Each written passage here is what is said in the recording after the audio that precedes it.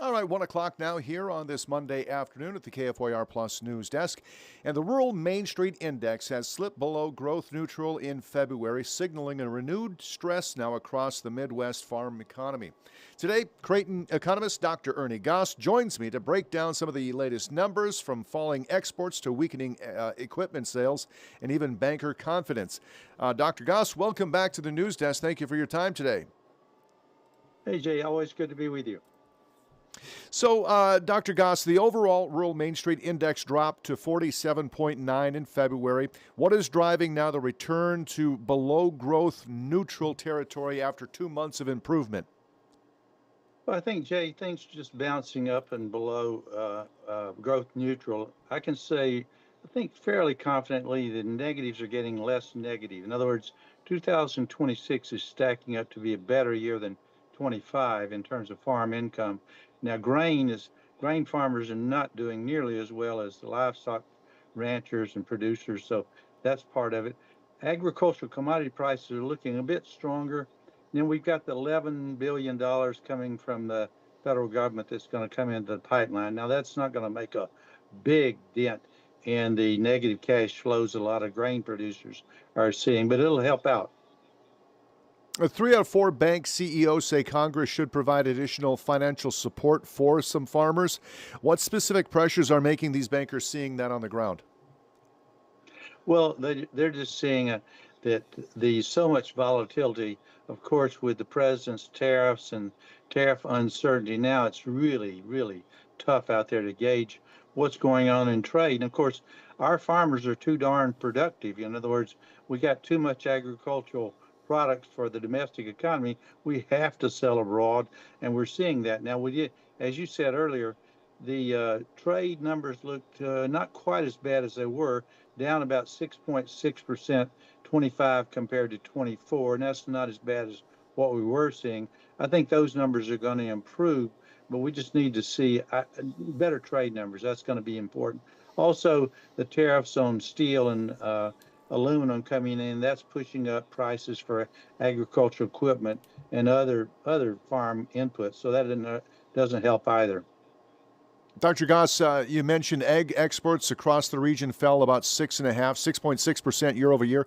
How much of this is tied to the global demand versus U.S. trade policy?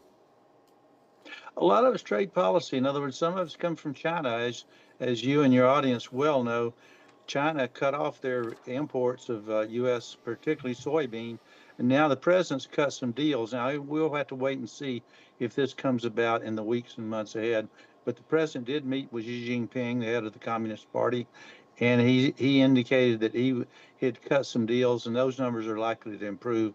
The numbers to Mexico were very strong. We saw some Mexican exports to Mexico were very good, and of course that's important for North Dakota as well as the other states that we survey. Yeah. The U.S. Supreme Court struck down President Trump's sweeping tariffs, as you probably read about, or at least saw last week, ruling 6-3 that he exceeded his authority in imposing them. Given that many rural bankers in your survey expressed concern about tariff impacts, how do you expect this ruling to affect the rural Main Street economy, particularly farm exports and producer sentiment? You know, the problem is, Jay, I don't think anyone really knows. I mean, the president said 10% to begin with, and over the weekend he changed to 15%. And then the question is, will he stick to that? And will some of the trade agreements that have already been reached, will those be in effect? I have to say, Jay, I just don't know. But I think we definitely need that. And I think the president understands it. In his heart, he does, and in his head, he does. So he's very likely to give us some numbers that are going to be improvements because that would take a real hit to the midsection's economy. In other words, the GDP growth right now, as you know, fourth quarter was 1.4%. We saw very little job growth, and a lot of that's coming from the farm economy, the downturn in the farm economy, and to some degree the energy economy. Though things are improving in energy, certainly with oil prices now moving up a bit. Dr. Goss, how might this uncertainty play out for farmers, equipment dealers, rural lenders? I mean, there's a lot of uncertainty, as you mentioned, going forward. Absolutely, Jay. And interest rates are not going to come down anytime soon. Now, I do expect two cuts this year. That'd be a half a percentage point. That would bring the prime interest rate down. That would help on the front of in terms of ag equipment sales. But what the farmers need is better ag prices. And we've seen some better numbers in terms of wheat. Corn is just not going up there much. Soybean has improved a bit. We need to see some better numbers there. Now, I think beef prices and pork prices are going to remain very strong. They continue to shock almost everybody, and that includes me. Professor Goss, would you be in favor of, now that the tariffs were deemed unconstitutional, would you be in favor of a rebate going back to those that had paid tariff? As a taxpayer, I'd say no. And we've got a debt of about $39 trillion. I think there's so much litigation that's going to take place. I mean, there's going to be fodder for a lot of lawyers out there. And I do some legal work, so I'll probably make money off of it, but that's not a good thing. Well, both home sales, retail sales declined in February. How significant are these drops for small town Main Street economies? Drops are very important there, of course.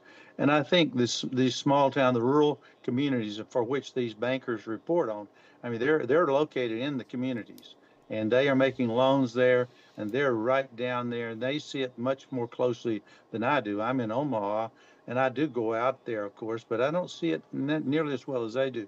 And I think their confidence is just not there. We need to see again, prices move upward. For example, corn prices 4.25 to 4.50 a bushel. We need to see them move back to what they were several years ago when they reached almost $8 a bushel. Now that would be some good. That would be Mhm. good for the ag economy. We're not going to see that this year, though. Any worries about what's happening with Iran? Absolutely. That's going to push oil. That any fight, anything in Iran, anything in the Middle East, you're going to see oil prices move up, and that affects the farmer and the rancher out there. They are big consumers of energy, and prices have already begun to move upward. So, Jay, we're going to have to keep an eye on that. That would be a big deal. Thus far, they haven't pushed it up much. Prices are now West Texas crude around 66, $67 a barrel. That's high, but it could go even. It'll go much higher. Said there be real fighting going on in the Middle East. As a side hustle, Professor Goss, I work at a butcher shop here in Bismarck, Mandan, and just during the weekends, and we get a lot of people that come in. Obviously, you know, when your burger is at $7.99 a pound, Right. tell me about Argentinian beef. Is that really going to make a dent? Can I tell the folks that are coming into the shop, hey, maybe the price of beef will go down soon? I don't think so, Jay. There's a lot of resistance to that Argentina beef, Argentina beef, and I think that'll remain. The herd size is 75-year low, Jay. I mean that's where it is, and when the farmer's looking out ahead, they always look ahead. They have to be a little pessimistic. Well, actually, the ranchers are optimistic in terms of prices, but in terms of grain, not so much. So again, prices are going to remain fairly high, and that'd be pork, and that would be beef again, and we'll have to wait and see on the chicken and other beef meat prices. North Dakota's exports were down about 5%. How exposed is this state to continued global agriculture volatility? Very connected, Jay. Very connected, and obviously no need. You're right up against Canada, and Carney and President Trump have had some disagreements. What I'd like to see is some agreements there, because boy, that they have energy to spare, and Carney's moving, I think, in the right direction to seal some deals with China. And of course, that's a little bit of a threat to us. And of course, the president has threatened Carney about those deals with China. And I think again that we need China, we need Canada, and Canada needs us. And I think that's in the long run we're going to work that out though, and that'll be We had a good for North Dakota. We had a deal, I think, in the spring signed, or I guess it was maybe just a verbal agreement with Xi Jinping for the soybeans. So we were going to move X amount of Right. millions of pounds of soybeans. I don't think that really came into fruition. Is that something that Canada, the plains of Alberta, will be sending to China?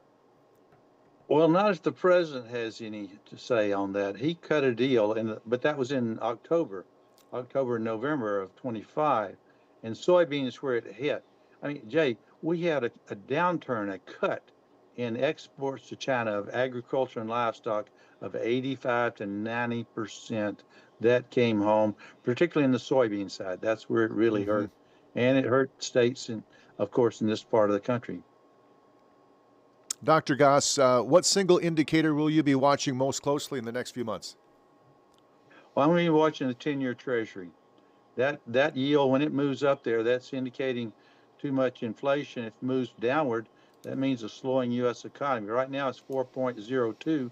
If it should move below 4%, that's indicating a slower economy, and the Fed's going to have to do something about that, meaning they'll have to lower interest rates if that yield move much below 4%. If it moved toward 5, too much inflation, and they'd have to be raising rates instead. Okay, well, listen, Ernie, it's that time of year. March Madness is just about upon us. The Blue Jays had a big win last week. Surprising. I don't want to use that word surprisingly too much, but they did. Surprised me and a lot of people. They beat UConn, okay? They're on the bubble for the tournament. I'll be cheering for them in the Big East tournament, okay? Well, I'll be cheering as well, Jay, and thanks for having me on. Always good to be with you. Thank you, sir. The great economist, Dr. Ernie Goss, as always, thank you for your time. We'll catch up with you again soon, sir.